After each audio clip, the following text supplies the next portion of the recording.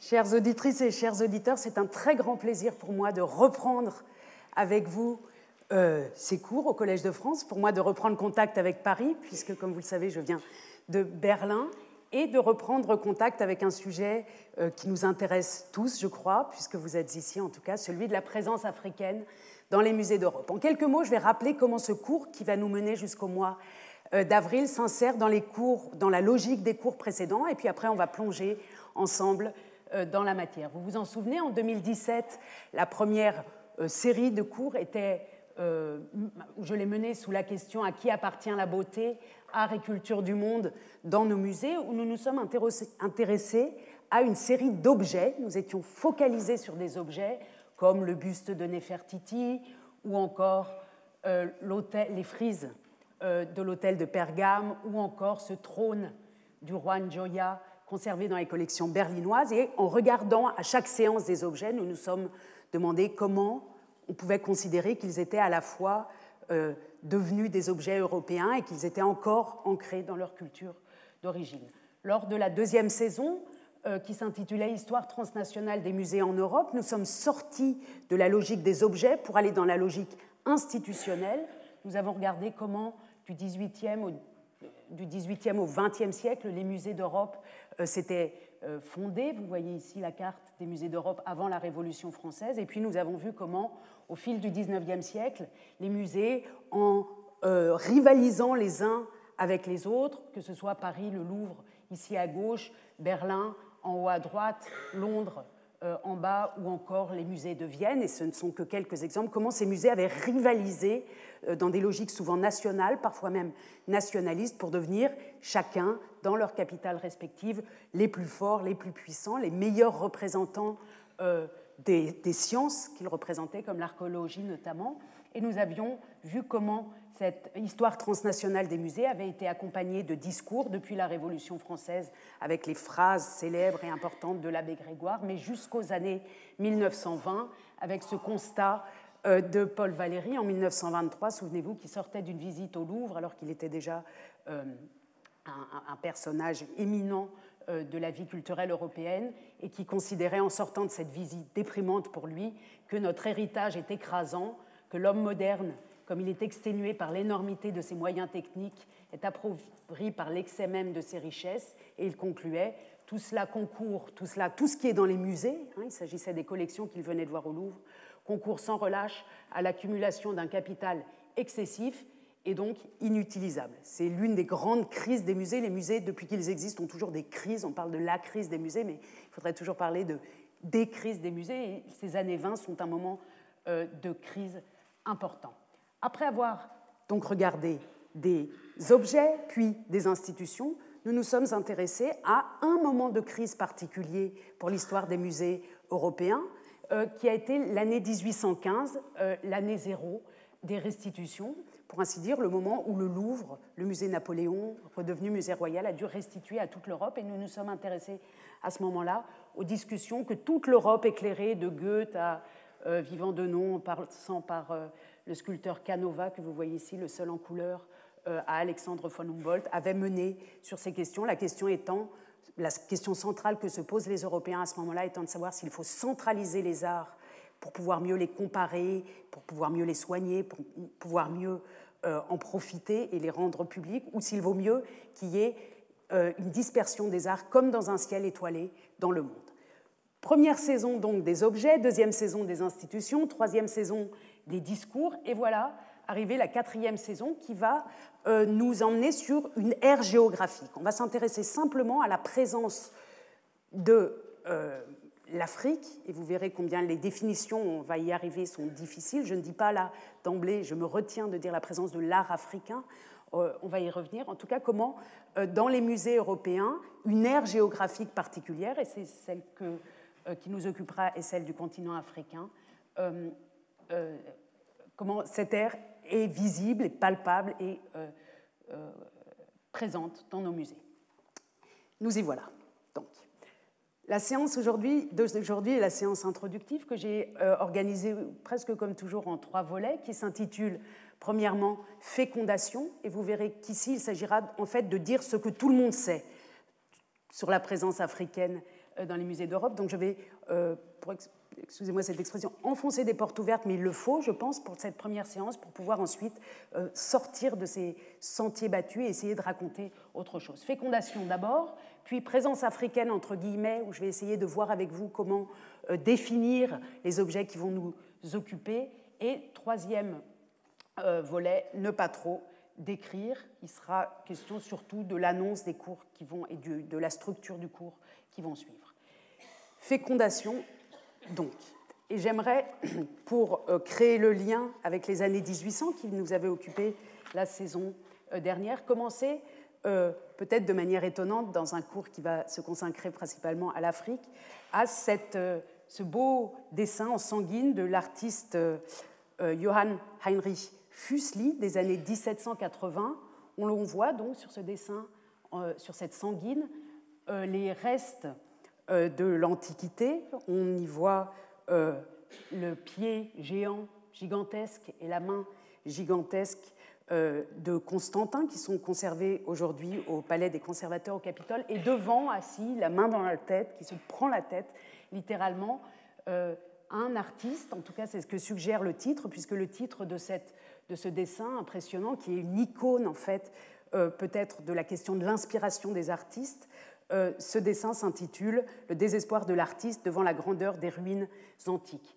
On y voit donc un artiste qui ne se sent pas à la hauteur, pour ainsi dire. Et c'est amusant parce que comme Füssli, ça veut dire petit pied, et on le voit face à un grand pied, et on imagine bien le désespoir de cet artiste suisse arrivant à Rome et se sentant écrasé par la grandeur des modèles antiques. Ce qui m'intéresse dans ce dessin, ou ce que j'aime faire depuis longtemps, c'est le mettre en parallèle avec cette photographie de 1910 qui nous montre Picasso dans son atelier à l'âge d'à peu près 30 ans, avec un regard qui part dans le vague, les mains entre les jambes. Derrière lui sont à droite des statues océaniennes, 2 statuettes océaniennes, un masque accroché au fond que vous voyez, un masque de cochon d'origine océanienne aussi. Et puis ici sur la table, vous voyez quelques objets qui, quand on zoome sur la photo, semblent être des objets africains, un serpent, on voit ici un éléphant, qu'on voit mal, une harpe.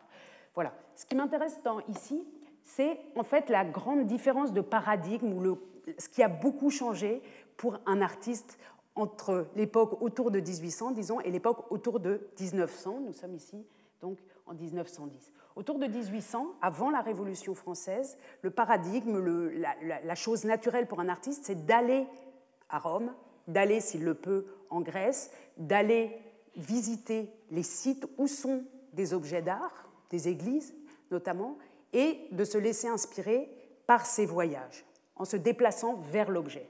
Ce qui change considérablement au XIXe siècle, et on l'a évoqué lorsqu'on évoquait les musées, c'est que désormais, en Europe, se met en place, à partir de l'époque napoléonienne, l'idée qu'il faut apporter les objets à soi pour pouvoir se les approprier intellectuellement. Donc ce moment d'aller vers se transforme en les objets viennent vers nous. Et autour de 1900, ce qui va se passer sur les avant-gardes européennes, des gens comme Picasso, c'est que ces objets venus vers eux, dans des circonstances qui nous occuperont dans les séances suivantes, ces objets venus vers eux vont les transformer aussi comme ils avaient transformé les générations précédentes. Ici, donc, est mise en scène une allégorie de l'artiste désespéré.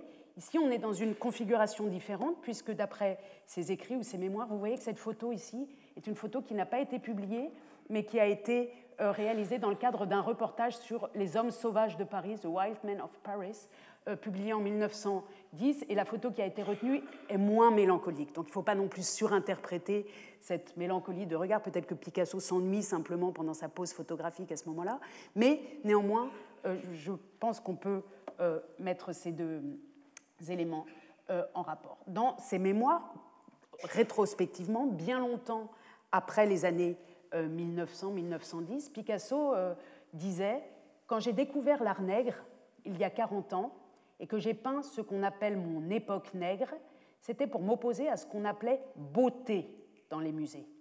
À ce moment-là, pour la plupart des gens, un masque nègre n'était qu'un objet ethnographique. Quand je me suis rendue pour la première fois avec Derain au musée du Trocadéro, une odeur de moisi et d'abandon m'a saisie à la gorge.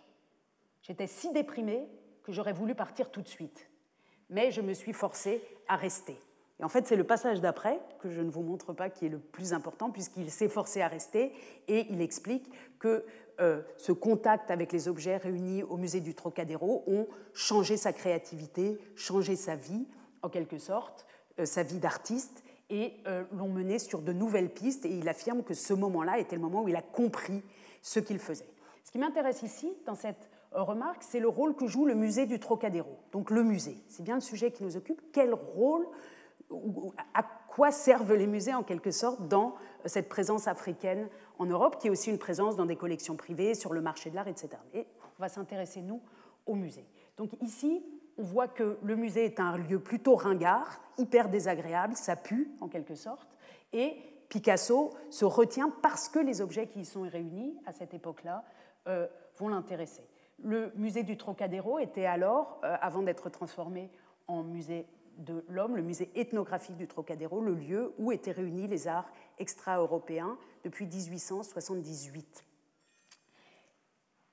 Tout ça, je vous le disais tout à l'heure, c'est enfoncer des portes ouvertes. On le sait, donc la présence de ces arts dits nègres, africains et autres, puisque c'était assez indéfini, a transformé une génération d'artistes, disons, nés autour de 1880. Je vous donne trois autres exemples, qui sont des exemples concrets, où l'on voit le rôle du musée, mais tout ça, ce sont des choses bien connues. Au Palais du Trocadéro va se rendre aussi, de manière très assidue, peut-être que vous le reconnaissez, le jeune architecte Le Corbusier, qui ne s'appelle pas encore Le Corbusier, né en 1887, il a 7 ans de moins que Picasso, il y va exactement au même moment, il travaille à ce moment-là dans une agence d'architecture qui n'est pas très éloignée, et lui aussi décrira quelques années plus tard l'effet produit sur lui, tout jeune homme, il a à peine 20 ans, sur ce musée du Trocadéro. Les musées m'ont fourni les certitudes sans trous, sans embûches. Les œuvres sont là comme des entiers, et la conversation est, EST, sans phare. Ce sont de bonnes écoles que sont les œuvres des musées. Les musées sont grands. Je n'ai questionné que ce qu'on n'appelle pas le grand art. De même que Picasso ne voulait pas entendre parler de la beauté, comme on disait dans les musées, lui va y questionner ce qu'on n'appelle pas le grand art.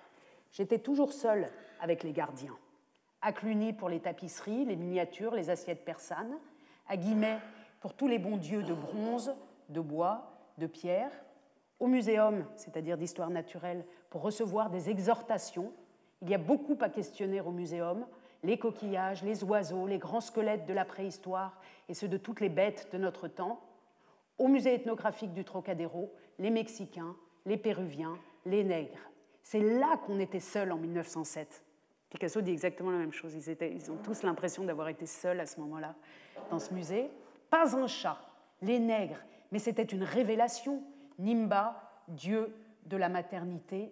Au musée ethnographique de Berlin, les mêmes. À Londres, l'art du Bénin au British, les arts populaires, les poteries et les tapis au musée ethnographique de Belgrade. Que de leçons, que de leçons, que de dessins qui s'inscrivent anxieusement et qui répondent aux questions par la cernure précise de la forme éloquente. On voit ici que Le Corbusier, c'est-à-dire un jeune architecte, va lui aussi se nourrir visuellement, et se nourrir dans le geste aussi, puisqu'il va copier, dessiner beaucoup de pièces vues dans ces musées, va donc se former alors qu'il n'est pas lui-même un artiste. Et la présence de ces arts dits nègres, ou ces arts exotiques, dits exotiques avec beaucoup de guillemets, arrivés en Europe à ce moment-là, vont inspirer un grand nombre, une grande catégorie d'artistes, y compris des musiciens dans ces années 1900-1910. Vous voyez ici que Le Corbusier a dessiné des pièces, des statues anthropomorphes, zoomorphes, très connues, puisqu'il s'agit des pièces parmi les plus célèbres actuellement présentées au musée du Quai Branly, les statues royales de Béhanzin, celui-ci, et de Glélé, ici, qui sont des statues de taille humaine produites dans la région de l'actuelle République du Bénin, dans la deuxième moitié du XIXe siècle. Vous les voyez ici telles qu'elles sont présentées aujourd'hui. Et Le Corbusier, en 1908, donc très tôt, va dessiner ces statues dont le créateur s'appelle Sosa Dédé, un artiste dahoméen. Donc. Il va aussi dessiner, vous voyez que ce dessin-là est daté, ce sont des dessins assez peu connus, c'est pour ça que j'ai pris plaisir à vous les montrer. La statue très célèbre qui est aujourd'hui au pavillon des Sessions, au Louvre, qui a été prêtée par le musée du Quai Branly au Louvre pour y être représenté, qu'on appelle aujourd'hui le dieu Gou, le dieu Gou qui est dans la culture fon le dieu de la guerre. Et vous voyez qu'ici, Le Corbusier a écrit Grand Gaillard, etc., avec des barres de fer forgées, hauteur 1,60 m. L'artiste qui a réalisé cette sculpture, qui est une véritable icône de l'art africain, ou de la création, de la créativité africaine pour nous autres Européens, l'artiste s'appelle Ekple Kendo Akati, et cette œuvre-là a été parmi celles que Le Corbusier a dessinées. Il rappelle souvent, il revient dans sa carrière souvent sur l'effet que lui a produit ce musée. C'est un péché mignon qui me tient depuis l'enfance et j'ai passé les plus beaux instants de ma vie à la visite des musées d'une grande partie du monde. Vous savez, vous avez vu mes dessins qu'en 1908 déjà, étant complètement étranger au monde des artistes, j'avais déjà dessiné au musée ethnographique du Trocadéro et plusieurs pièces que vous avez exhumées dans la suite du Fatra où elles se trouvaient. J'ignorais parfaitement qu'il y eut une question nègre ou précolombienne à cette époque, mais j'avais découvert le musée ethnographique et mon enthousiasme était complet. Ce qui se passe à ce moment-là à Paris, on est en 1907, 1908, 1909, 1910, avant la Première Guerre mondiale, ne se passe pas seulement à Paris. On observe exactement le même phénomène dans l'Europe, dans l'ensemble de l'Europe. Je vous ai apporté quelques exemples liés à Dresde. Dresde, autour de 1905-1910, c'est la capitale du mouvement expressionniste Die Brücke, et les jeunes artistes de Die Brücke vont ici, dans le Zwinger à Dresde, voir les collections du Völkerkundemuseum, et notamment des plaques dites du Bénin. On reviendra souvent sur ces plaques du Bénin, ou ces bronzes du Bénin. Vous voyez ici l'une des pièces donc conservées depuis les années 1900 au musée ethnographique de Dresde, et à gauche, Ernst Ludwig Kirchner, une des plus grandes figures de l'expressionnisme allemand, né lui aussi en 1880, c'est exactement la même génération que Picasso, qui va dessiner ce Bénin bronze, ce bronze du Bénin notamment, comme d'autres pièces dans ce musée. On pourrait multiplier les exemples à l'infini. On peut aller à Berlin, exactement dans les mêmes années. Museum für Völkerkunde, il a été détruit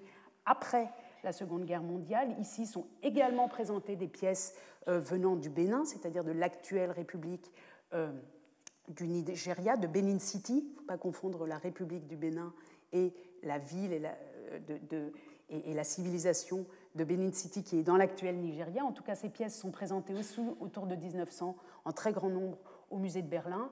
Et ici, c'est Emil Nolde, encore un représentant de l'expressionnisme allemand, un peu plus âgé que les autres, lui, né en 1867, qui va dessiner, on trouve dans ses papiers une centaine de dessins réalisés au Völkerkundemuseum de Dresde. Il va dessiner notamment cette figurine avec les mains avancées en avant, qui présente ses mains en avant, qui lui inspirera aussi quelques années plus tard un petit tableau présenté aujourd'hui au Brücke Museum à Berlin. À Londres, pareil, je n'insiste pas, vous voyez ici Derain, et on connaît bien les lettres complètement exaltées qu'il a envoyées en 1906 à Matisse et à Vlaminck pour lui raconter ce qu'il venait de voir au British Museum et qu'il avait complètement brouillé, tant la richesse formelle et de couleurs était grande. Et pour finir, je voudrais insister sur le fait que ce mouvement que l'on connaît donc pour la France, que l'on suppose pour l'Allemagne, pour l'Angleterre, est un mouvement vraiment pan-européen, puisque le premier texte vraiment important, avant même le texte de Karl Einstein, intitulé La sculpture nègre, ou l'art nègre en français, dit Negerplastik, qui était de 1915, avant même que ce livre ne paraisse, qui est le livre qui acte en fait la présence de l'art africain en Europe, avant même cette parution, va être préparée par un artiste lituanien qui s'appelle Markov. Enfin, son vrai nom c'est Matvei, mais Markov c'est son pseudonyme, Vladimir Markov, qui est mort donc avant que le livre ne soit publié. La publication est de 1919, mais il est artiste lui-même et publié une sorte de répertoire de toutes les œuvres, ou d'un grand nombre d'œuvres africaines, sous le titre, ici, vous reconnaissez, si vous lisez le terme négrof, ici, Iskusko, négrof, art nègre. Et il a fait une grande tournée dans les années 1912-13 dans toute l'Europe pour aller photographier lui-même dans les dépôts des musées d'ethnographie des pièces que vous voyez ici. Par exemple, elles sont une centaine réunies dans ce livre et avec des explications. Ici, par exemple, une figurine d'animal, un buffle du musée de Berlin, musée ethnographique, et vous voyez d'ailleurs qu'il porte son numéro d'inventaire. On peut tourner les pages et tomber sur cette autre figure ici d'une effigie de Nop, d'un célèbre forgeron de l'art royal Kuba dans l'actuel Congo, présenté au British Museum à l'époque, Londres. On peut continuer avec Paris, Trocadéro, et cette célèbre statuette Fang qui est aujourd'hui présentée au musée du Quai Branly et qui est d'ailleurs visible sur le parcours, sur le plateau. Elle est exposée, contrairement à un grand nombre d'autres figures. Une pièce du milieu du 19e siècle, petite figurine de 32 cm. Et on continue comme ça, il va à Copenhague ici, Copenhagen, Leipzig, Christiania au Danemark, Leiden aux Pays-Bas, Köln en Allemagne, etc., etc. Donc on a bien non seulement une présence importante de ces pièces dans tous les musées d'Europe, mais on a des artistes qui, dans tous les cercles d'avant-garde européens, vont non seulement dans les musées, dans les espaces d'exposition, mais comme celui-ci, sont en contact étroit avec les ethnographes, les personnels de musées, et entrent vraiment dans les musées. Ce qui touche les artistes, ce qui touche les photographes, ce qui touche les architectes, touche aussi le très jeune cinéma de l'époque. Vous savez que le cinéma a été inventé en 1895 à peu près. On a à Berlin un jeune cinéaste, lui aussi de la génération de Picasso, qui fonde en 1919 un Institut für Kulturforschung, un institut de recherche culturelle cinématographique, et qui va, par le cinéma, entrer dans les musées et faire des documentaires, réaliser des documentaires dans certains musées. Et l'un de ces documentaires, très certainement le plus spectaculaire, est un film perdu depuis la Deuxième Guerre mondiale de 1919, ou plutôt une série de films, où, en allant travailler dans le musée ethnologique de Berlin, et d'autres musées de Berlin, notamment le Kaiser Friedrich Museum, qui est aujourd'hui le Bode Museum où se trouve l'art chrétien, il va monter ensemble des prises qui représentent des œuvres d'art de l'art chrétien, qu'il monte avec des œuvres d'art venues d'autres continents, d'Afrique ou d'Asie. On peut reconstituer ce film avec les photos de travail qui ont été réalisées, et on sait par la correspondance de ce jeune homme, donc Hans Kurlis, que dès 1919, et tout ça c'est très tôt, hein, enfin on ne le sait pas en fait, dès 1919, il écrit à la direction du musée für Völkerkunde, du musée ethnographique de Berlin, pour demander à pouvoir y filmer ses pièces. Il va les monter sur des sortes de tourne-disques en plein air. Il n'y a pas d'éclairage artificiel pour filmer à ce moment-là, donc il se met en plein air à l'extérieur, dans la cour du musée, il pose ses pièces sur des sortes de tourne-disques et il les filme en train de tourner, et l'effet a dû être, en tout cas pour les spectateurs de l'époque, phénoménal, puisqu'ensuite tout ça a été projeté sur de très très grands formats, des formats de cinéma, dans les cinémas qui s'ouvrent à ce moment-là à Berlin, et des toutes petites pièces deviennent géantes, acquièrent une expressivité bien différente, et surtout elles bougent, ce qu'elles ne font pas dans les musées. Vous voyez ici les deux pièces dont il est question. Celle-ci porte aussi son numéro d'inventaire. C'est un porteur de coupe Yoruba de 22 cm de haut, présent aujourd'hui toujours dans les collections du musée ethnologique de Berlin. Et puis ici, une femme, une figure de maternité avec son enfant, une maternité Femba de la région du Mayumbe, qui mesure aussi 30 cm de hauteur.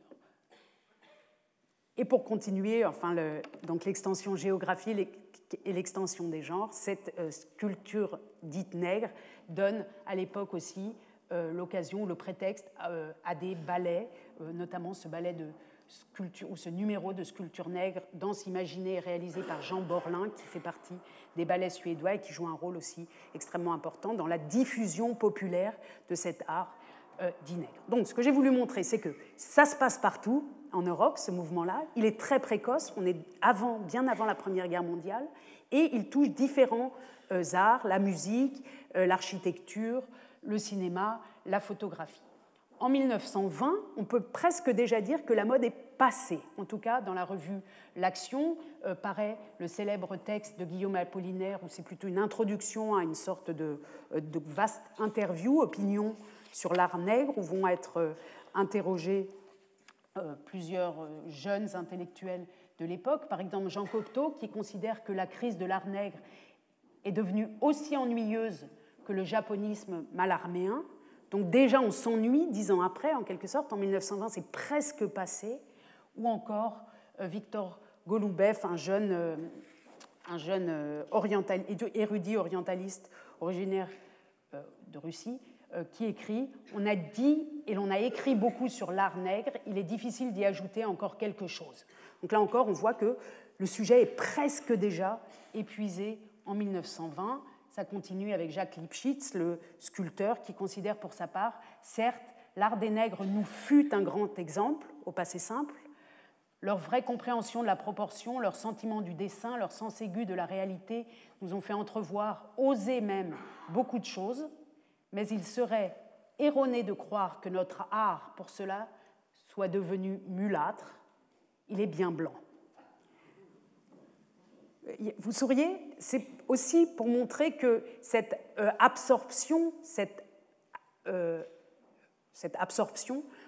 ces formes venues d'Afrique ne signifie pas pour autant qu'on quitte une sorte de morgue d'arrogance ou de sentiment de supériorité européenne et que la question des races disparaîtrait dans une sorte de grande hybridation joyeuse. Pas du tout. Et il est extrêmement intéressant ou important de réussir à penser cet engouement pour ces arts africains dans cette élite des jeunes artistes européens, de la penser en même temps que ce qui se passe du côté de la réflexion sur les racismes ou sur le racisme, notamment du côté donc de Du Bois ici, que vous voyez ici, qui est l'un des premiers à avoir traité de la question raciale ou raciste et d'évoquer, sans en parler, mais l'idée de négritude, c'est-à-dire la position des Noirs, lui-même étant noir américain, dans un monde de blancs, et de l'autre, donc qui écrit l'âme du peuple noir dès 1908. On est exactement dans les mêmes années, donc un moment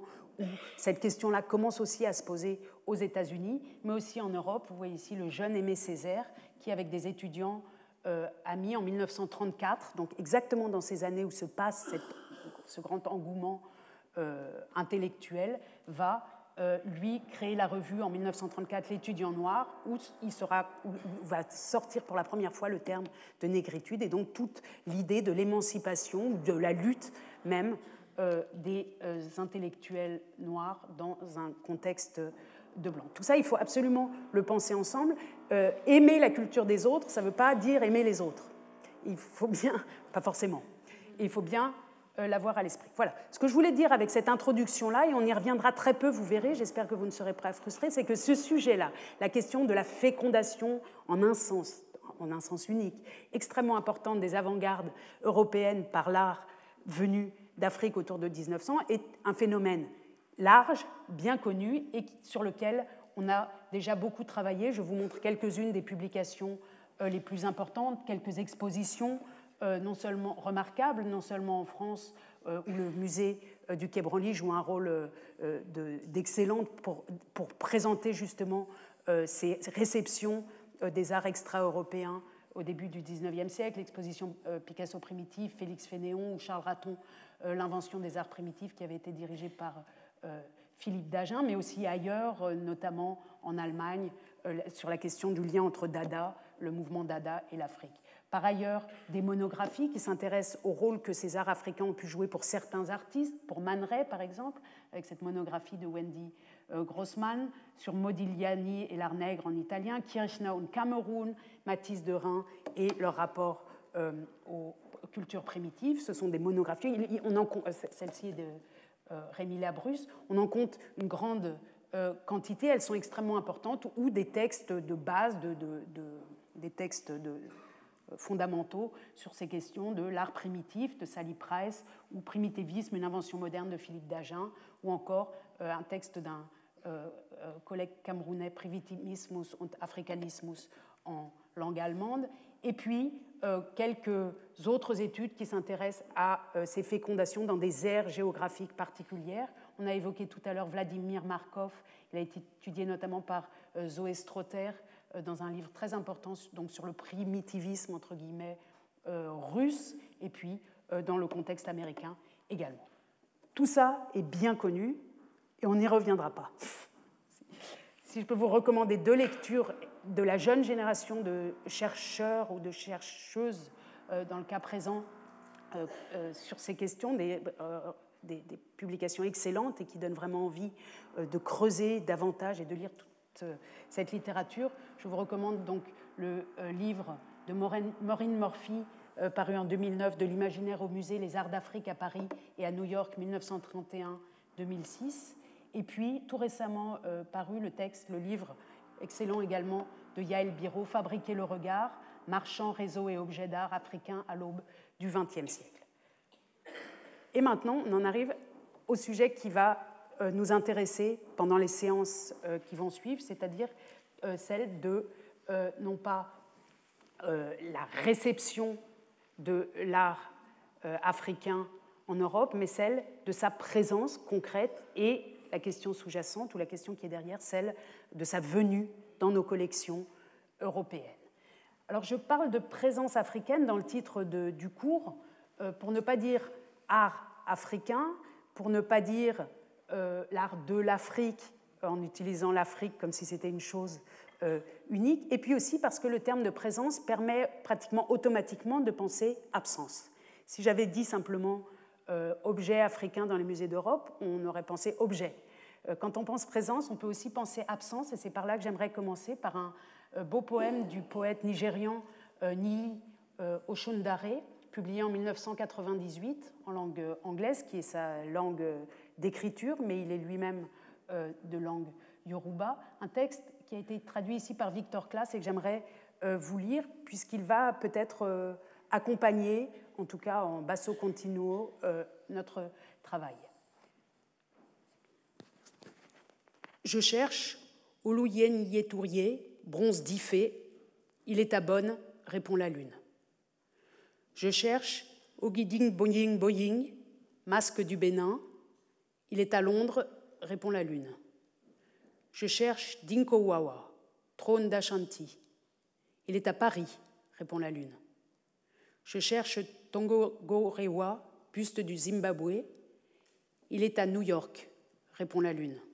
Je cherche la mémoire de l'Afrique. Les saisons disent qu'elle souffle dans le vent. Le bossu ne peut dissimuler son fardeau. Ici, on a la perspective de quelqu'un qui implore la nature, qui parle, qui s'adresse à la nature, à la lune et au vent, depuis une position qui n'est pas celle de Paris, New York, Bonn, ou Londres, qui est probablement ailleurs, qui emploie pour qualifier les objets dont il parle des termes, d'ailleurs qui ne sont pas forcément des termes existants dans les langues d'origine, mais qu'il a inventés, donc des néologismes, mais qui donnent un autre nom, une autre qualité à ces objets que nous-mêmes nous connaissons sous leurs étiquettes de musée, qui s'adresse donc à une sorte de mémoire, qui voudrait savoir où sont ces objets, qu'il interpelle aussi, qu'il cherche, et la nature lui répond que tout ça est dispersé dans le monde et que la mémoire, du coup, la mémoire qui pourrait être liée à ces objets, souffle dans le vent, qu'elle n'est pas saisissable. Pensez la présence des objets d'un côté chez nous et l'effet prodigieux qu'elles ont pu faire sur Picasso, Le Corbusier, Kirchner et Noll d'un côté, et pensez l'absence de ces objets à l'endroit où elles ne sont plus. C'est le challenge qui nous occupe déjà depuis plusieurs cours ici et qui n'est pas toujours facile surtout de notre position d'Européens, d'arriver à penser dans l'autre sens, mais il faut essayer en tout cas cette histoire qu'un collègue a appelée l'histoire à part égale, et essayer de voir aussi les choses dans l'autre sens. Alors qu'en est-il de cette présence africaine et pourquoi parler de présence plutôt que d'art? On va regarder un petit peu la répartition de ces pièces dans le monde, mais avant, je voudrais rappeler que la question de la définition d'un art d'Afrique est une question sur laquelle les chercheurs ont énormément travaillé et on n'arrive pas à une conclusion précise. C'est une question ouverte et je proposerai avec d'autres, d'ailleurs, notamment avec Claire Bosc-Kissé, de choisir une définition large, de dire qu'on prend la définition la plus large possible, car les pièces qui se trouvent dans nos musées sont parfois des pièces qui ont été créées par les artistes pour être des œuvres d'art, mais parfois elles ont d'autres fonctions, évidemment, dans leur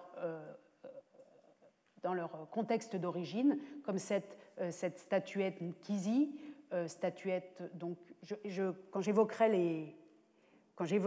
le nom des pièces ou quand je les nomme, je reprends les définitions qui sont dans les inventaires et dans les catalogues de musées européens, qui bien sûr ne sont qu'une vision des choses. Elles ont de l'autre côté d'autres noms et il faut bien en avoir conscience. Mais je reprends ici la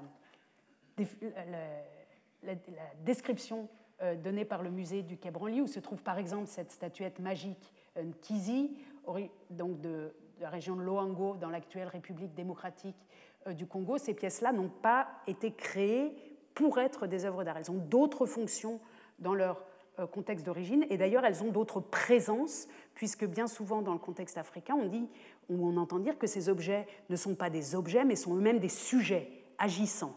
Et quand on regarde une figure de ce type-là, on peut bien comprendre que ces pièces ne sont pas seulement là pour être en fait fixées dans des vitrines, mais qu'elles ont dans leur contexte d'origine une agency, comme on dit parfois aujourd'hui, qu'elles ont une activité, qu'elles agissent sur les sociétés, qu'elles organisent les sociétés autour d'elles. Donc parler de présence africaine, c'est éviter le terme d'objet, pour pouvoir toujours avoir à l'esprit que peut-être ce sont aussi des sujets, et d'ailleurs elles ont bien agi en tant que sujet sur Picasso et Le Corbusier, pourrait-on dire. Elles ont une action, d'une part, et d'autre part, ça nous permet d'éviter la catégorie de l'art, puisque ces pièces que nous allons observer se trouvent aujourd'hui à la fois dans des musées d'art, comme si on pense à New York, au Metropolitan Museum, qui est un musée d'art, et une belle collection d'art africain, mais souvent ce sont des musées, ou le musée du Quai Branly ici est aussi un musée d'art, mais en revanche, si vous quittez le domaine français, si vous allez à Berlin,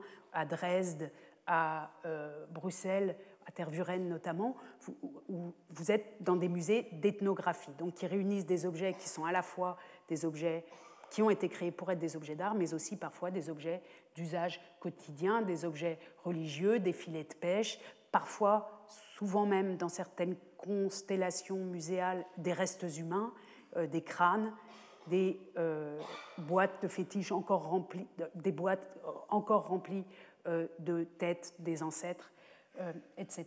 Donc on va parler, pour cette raison, de présence africaine et non pas d'objet ou d'art africain. L'autre raison pour laquelle je préfère l'adjectif africaine à de l'Afrique est liée au fait que l'Afrique, comme chacun sait, est un immense continent. Je me plais à vous remontrer cette carte qui montre comment on pourrait, à l'intérieur du continent africain, placer la Chine, les États-Unis, l'Inde, l'Europe en la découpant en petits morceaux là, et puis la Grande-Bretagne, toujours sur son île, ici, qui est à peu près la même surface que Madagascar. En tout cas, cet immense continent, il serait trop facile, ou il est trop facile, et les spécialistes de ces questions le rappellent sans cesse. On ne peut pas parler d'un art d'une création ou d'une créativité homogène qui serait la même partout sur le continent africain. Donc, présence africaine permet d'avoir une sorte de pluriel, ou en tout cas de pluralité aussi, dans le titre de notre travail. On aurait pu aussi mettre tout ça au pluriel, présence au pluriel, africaine au pluriel dans le titre. En tout cas, il s'agira de regarder large et de regarder ce qui est arrivé dans nos collections en Europe, notamment. Si on regarde la répartition de cette présence africaine à l'échelle du monde, on sait, on connaît, on voit que sur le continent africain et sur le continent américain sont présentées des icônes, des pièces que, quand vous vous intéressez à ces questions, vous identifiez immédiatement comme en fait, les jocondes de l'art africain, les jocondes au pluriel, donc des pièces iconiques, très souvent reproduites sur les affiches, sur les couvertures de catalogues et dans d'autres constellations. Ici, ce masque à pendentif représentant la reine, son nom m'échappe, elle commence par I, pardon, originaire de Benin City, ou des Siwara, des masques originaires du Mali qui sont au Met à New York, ou encore cette figure assise en terre cuite du XIIIe siècle provenant de la région du delta du Niger, que des analyses techniques ont permis de dater autour de 1235, donc l'une des pièces les plus anciennes de la créativité issue du continent africain à New York. Si on regarde, si on pense à ce type d'icônes ou de pièces très célèbres dans le monde, on pense aussi au trône de Njoya, déjà évoqué à Berlin, au masque du musée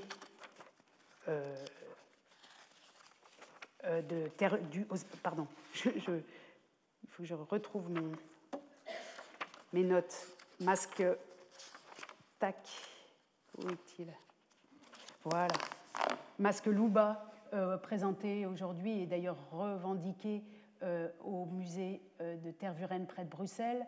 On pense aux bronzes du Bénin, sur lesquels on reviendra, de Londres, à cette très belle tête en cire perdue au Pitt Rivers Museum Oxford, originaire de l'actuel Togo, aux collections du musée Rydberg à Zurich, comme ce masque aussi extrêmement célèbre, très grand, originaire du Cameroun, le dieu ou la statue dédiée au dieu Gou, déjà évoqué tout à l'heure, de Ekpelenko à Kati, ce couple de jumeaux au musée Weltmuseum, au musée du monde à Vienne, les collections phénoménales et mal publiées du Vatican, avec notamment ce gardien de reliques, Bouloun Goulou, qui est d'ailleurs sur la page web du Vatican pour présenter ce musée, et ça continue jusqu'à Saint-Pétersbourg.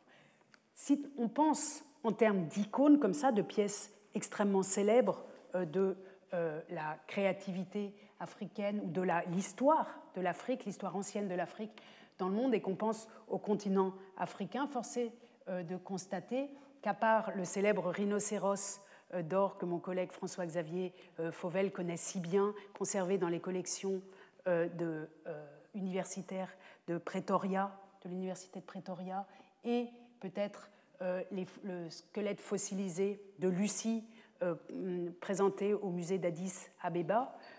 Lucie qui est donc notre ancêtre, cette femme qui a plus de 3 millions d'années. Force est de constater que sur le continent africain, notre connaissance, en tout cas à nous, de pièces majeures est très faible, et en réalité, ça correspond au fait que leur présence également est très faible. Si on traduit cette présence en chiffres, alors c'est un exercice un petit peu délicat parce que ces chiffres sont sujets à caution à beaucoup d'égards, mais si on traduit, si on regarde les données que les musées eux-mêmes donnent de leurs effectifs en termes d'art ou de pièces relevant du domaine africain dans leurs collections, si on regarde donc les données officielles, ce que les musées disent d'eux-mêmes, on peut comparer des fonds. Si on regarde par exemple à Dakar, le musée Théodore Monod, qui est le musée ethnographique de Dakar, il comporte à peu près 10 000 pièces. Le récollement a eu lieu l'année dernière.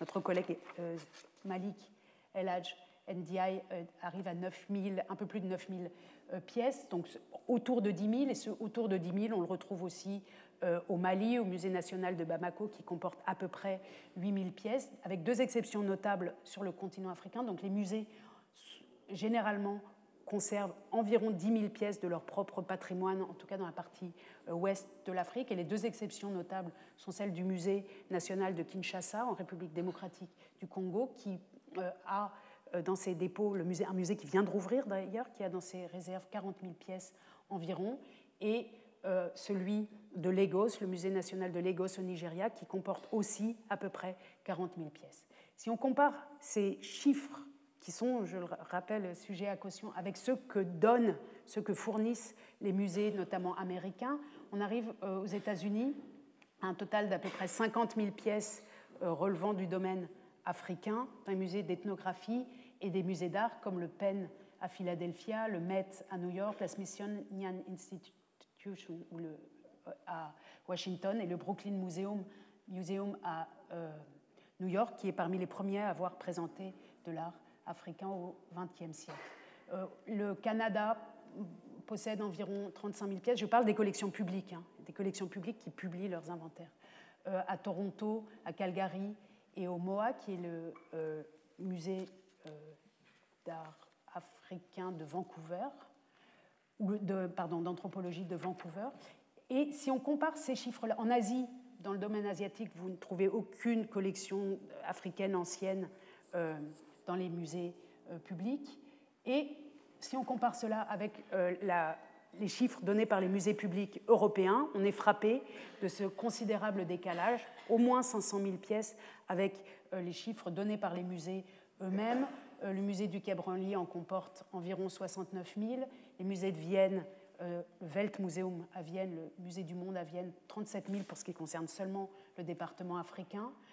Berlin en comporte 75 000, Londres au British Museum, seulement au British Museum, 69 000. Il faut ajouter les collections du Victorian Albert Museum qui sont extrêmement riches également, et puis celle d'Oxford par exemple. Bruxelles au musée du Africa Museum maintenant, qui était autrefois le musée du Congo, 120 000 pièces. Le Vatican, on ne sait pas beaucoup. Et puis les petites villes plus régionales sur tout le continent européen et en particulier en Allemagne comportent environ 20 000 pièces originaires d'Afrique. J'ai fait le compte pour donc, les musées de Stuttgart, de Hambourg et de Munich dans le domaine allemand, ce qui nous fait arriver, avec Lyon aussi, dans ces villes de deuxième catégorie en termes d'importance des collections, à un résultat considérable. Les Pays-Bas ont fusionné leur musée ethnographique il y a quelques années. Ils arrivaient, eux, à 66 000 pièces avec le grand musée de Leyden, pour l'art africain. Donc on est vraiment face à un déséquilibre de la géographie africaine mondiale, si on veut, pour l'art ancien dans les musées publics, avec très peu de pièces sur le continent africain lui-même, un certain nombre de pièces sur le continent nord-américain.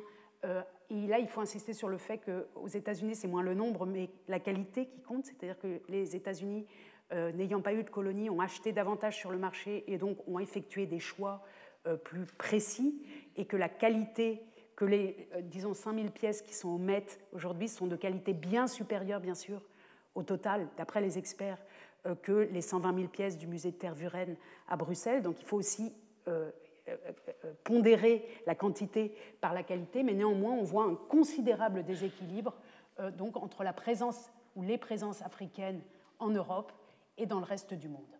Quelques vues simplement pour que vous puissiez vous faire une idée de ce type de musée. Les collections ethnographiques de Stockholm sont extrêmement attractives et extrêmement bien présentées. On peut penser au musée de Berlin qui récemment a présenté une partie de ses collections africaines dans les salles d'art chrétien du Bode Museum, à Paris bien sûr, le musée du Quai Branly, à Londres au British Museum où le département d'art africain se situe, c'est le seul département d'ailleurs, et pourquoi au sous-sol du musée. À Vienne, le Weltmuseum qui vient de rouvrir ses portes il y a 1 an et demi à peu près, qui présente ses collections africaines dans un tout nouveau display, dans une nouvelle présentation. Le musée de Munich, vous verrez qu'en Allemagne, tous les musées ont changé de nom récemment. Maintenant, il s'appelait avant Völkerkundemuseum, musée d'ethnographie, et puisque ce terme ne paraissait plus convenir à notre époque, ils ont changé de nom. Donc celui de Vienne qu'on vient de voir précédemment s'appelait aussi Völkerkundemuseum, c'est maintenant Weltmuseum, le musée du monde. Celui de Bruxelles qui s'appelait le musée qui a changé souvent de nom, le musée royal du Congo, le musée des colonies, etc., s'appelle maintenant Africa Museum. Le musée de Munich, Völkerkundemuseum, s'intitule maintenant Museum 5 Kontinente, le musée des 5 continents. Voilà Bruxelles, où les collections d'histoire naturelle et les collections ethnographiques sont présentées dans les mêmes salles. Un musée qui a rouvert très récemment aussi et qui a tenté de modifier ou de se débarrasser de son image coloniale très lourde. On y reviendra. La Kunstkamera à Saint-Pétersbourg, qui comprend des collections, vous voyez ici, leur collection du Bénin, extrêmement intéressante également, mais aussi des musées de moindre envergure, comme de nombreux musées dans les villes portuaires européennes, qu'il s'agisse de Hambourg, Brême, Le Havre, Nantes, qui, pour des raisons qu'on verra, ont accueilli souvent les premiers, ces musées-là, des collections d'histoire naturelle, mais aussi ethnographiques venues d'Afrique. Hambourg, non seulement les musées allemands ont changé de nom, mais certains changent complètement de face, ne pouvaient plus supporter leur manière de présenter les collections africaines et donc sont fermés actuellement et se rénovent et se repensent aussi beaucoup. Et donc ici, le musée de Hambourg qui a lui aussi changé de nom, qui s'appelle maintenant MAKK. Et les collections du Vatican qui ont rouvert tout récemment sous le titre Anima Mundi, les collections ethnographiques du Vatican. Et vous voyez ici le pape qui a inauguré le musée à sa réouverture. C'est la première fois, paraît-il, disent les experts, qu'un pape inaugurait l'un des musées du Vatican. Donc ça montre aussi l'importance de ces collections.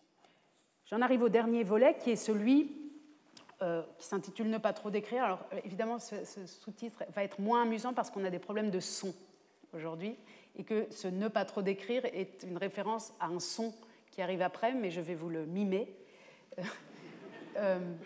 Enfin, le dire.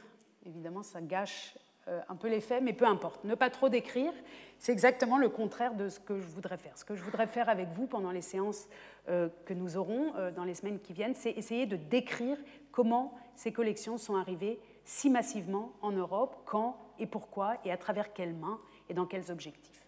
Alors, je vous montre un extrait que j'ai déjà souvent montré ici, mais qui me paraît extrêmement important, un extrait d'un journal de 20 heures sur TF1 en 1978, animé par Roger Gicquel. Roger Gicquel qui, à l'époque, faisait référence à un appel du directeur de l'UNESCO, Amadou Makhtar Mbow, pour que reviennent dans leur pays d'origine les œuvres qui leur avaient été prises à l'époque coloniale. Et ici, Roger Gicquel, donc, dit, on va voir si je m'en souviens bien, donc il fait référence à cet appel de Amadou Makhtar Mbow et il dit « Mais quelle distance entre cet appel et le fait que ces collections... » ça marche. Non seulement le son ne marche pas, mais l'image ne marche pas.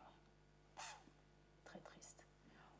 En tout cas, sa phrase finit par « Toutes ces collections africaines arrivées chez vous dans des circonstances de l'histoire qu'il vaut mieux ne pas trop décrire. » Et il fait ce geste que normalement on devrait voir là, mais qu'on ne voit plus. Ce geste, je vous le montrerai la prochaine fois, de ces circonstances de l'histoire qu'il vaut mieux ne pas trop décrire. Quand un journaliste de télévision, à une époque où il y a seulement 2 ou 3 chaînes télévisuelles en France, à ce moment-là, quand il s'adresse donc à une grande population de téléspectateurs et qu'il dit que ces pièces sont arrivées en Europe ou en France dans des circonstances de l'histoire qu'il ne vaut mieux pas trop décrire, il ne fait pas œuvre d'amnésie, il dit quelque chose. Ce qu'il dit, c'est qu'il ne faut pas en parler. C'est-à-dire qu'il parle en fait d'un secret de famille, quelque chose que ceux qui savent comprennent, des circonstances de l'histoire qu'il ne vaut mieux pas trop décrire à l'époque, en 1978, pour mes parents, mes grands-parents, nos instituteurs à l'école, etc. C'est très clair. Ces circonstances de l'histoire, c'est l'époque coloniale. Pour nous autres, pour mon frère, pour moi, pour mes camarades d'école qui avions 6 ans à l'époque, ça ne veut rien dire. Ça veut juste dire, oulala, il y a un sujet difficile là, et il vaut mieux pas trop en parler, ça a l'air compliqué pour les adultes. Évidemment, tout ça n'arrive pas dans l'esprit des jeunes générations, mais ça veut dire simplement que dans ces années 70, ces questions-là étaient difficiles à traiter. D'ailleurs, elles le sont toujours. Et c'est pourquoi j'aimerais, dans le cours que nous aurons maintenant, aborder justement ces circonstances de l'histoire et que j'aimerais bien les décrire. Et j'en arrive donc, pour les 5 dernières minutes à l'architecture du cours, à la structure du cours. Notre prochaine séance, la semaine prochaine, donc, sera intitulée « Premiers objets » et il sera question, on va se transporter plutôt au XVIe siècle et il sera question de l'arrivée des premiers objets dans les collections européennes. Et vous voyez à l'arrière-plan un inventaire de la Kunstkammer, donc du cabinet des merveilles de Munich, qui comporte quelques-unes de ces pièces. On s'intéressera à ces questions. La deuxième séance s'intitulera Avant Berlin. On y parlera surtout du XIXe siècle. Berlin, alors Berlin, pour tous ceux qui ne sont pas africains parmi vous, et je crois que pour nos collègues africains, c'est une évidence, et pour moi, berlinoise, ça a été une découverte. Parler de Berlin sur le continent africain, ça veut dire parler de la conférence de Berlin, qui en 1884-1885 a posé les conditions du partage colonial de l'Afrique. Pour nos collègues, professeurs, universitaires, artistes, etc., en Afrique, c'est une évidence. Parler de Berlin, c'est parler de la conférence de Berlin. Comme quand on parle de Yalta, on parle de la conférence de Yalta.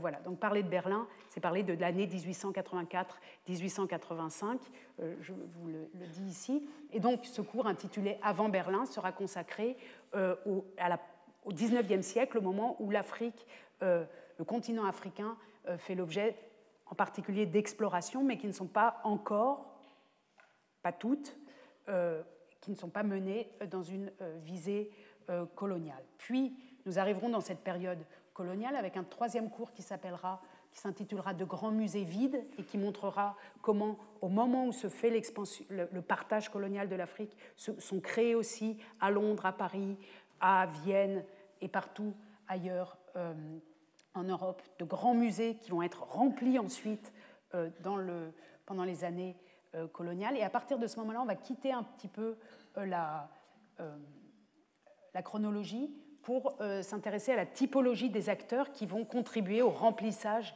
de ces musées. Donc nous aurons un cours sur les militaires. Vous voyez en arrière-plan les militaires britanniques qui se sont appropriés, accaparés lors d'un pillage violent les œuvres dites du Bénin, dont on a déjà aujourd'hui beaucoup parlé en 1897. On y reviendra.